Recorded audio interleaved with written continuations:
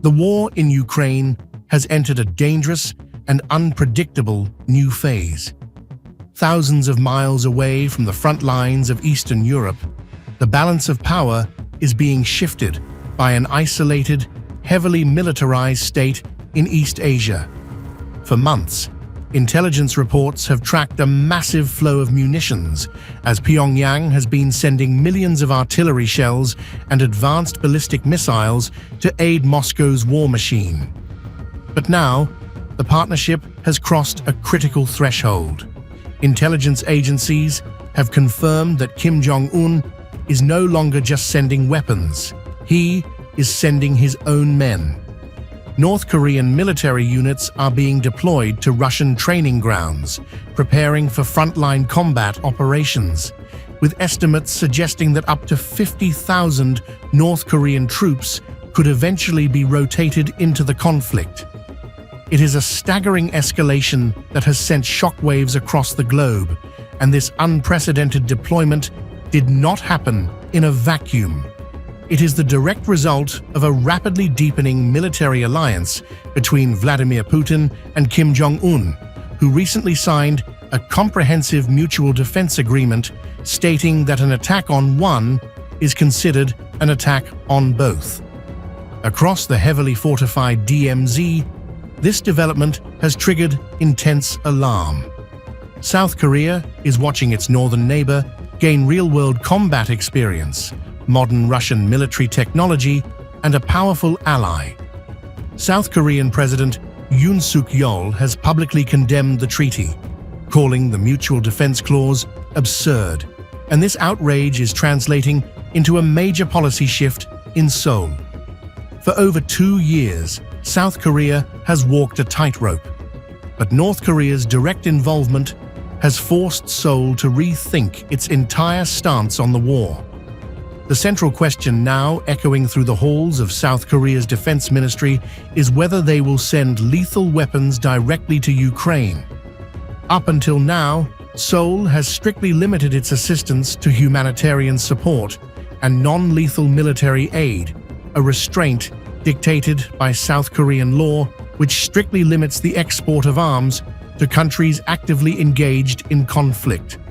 However, with national security directly threatened by Russia's embrace of North Korea, lawmakers in Seoul are debating emergency exceptions to that rule. The Kremlin understands exactly what is at stake. Vladimir Putin has issued a stark warning, stating on the global stage that arming Ukraine would be a very big mistake for South Korea. Moscow has threatened severe consequences, hinting it could retaliate by providing North Korea with highly sensitive, advanced military technologies that directly threaten the South Korean capital. Russia is worried because South Korea is a quiet titan of the global defense industry, possessing vast stockpiles of 155mm artillery shells, the exact caliber Ukraine desperately needs. An influx of South Korean artillery could single-handedly shift the balance of firepower on the Eastern Front. Recognizing this immense potential, Ukraine has been aggressively seeking stronger ties with Seoul, and President Volodymyr Zelensky has directly urged the international community to take decisive action against Pyongyang's intervention. As Kyiv faces a critical shortage of air defense interceptors and artillery, South Korean weapons, which are plentiful, highly advanced, and NATO-compatible, represent a lifeline. What began as a regional conflict in Eastern Europe is bleeding across continents, drawing major Asian nations directly into a European war for the first time. The global security landscape is shifting rapidly, blurring the lines between the Euro-Atlantic and Indo-Pacific theaters as the alliances of the 21st century are forged in the trenches of the Donbass. The United States and its NATO allies are watching closely, knowing that if South Korea decides to open its arsenals, it could provide Ukraine with the momentum it needs to survive the coming offensives. But every action has a reaction, and as the two Koreas use Ukraine as a proxy battleground, the risks of escalation rise dangerously high across both Europe and the increasingly tense waters of East Asia, setting the stage for a next move that could redefine global security for a generation.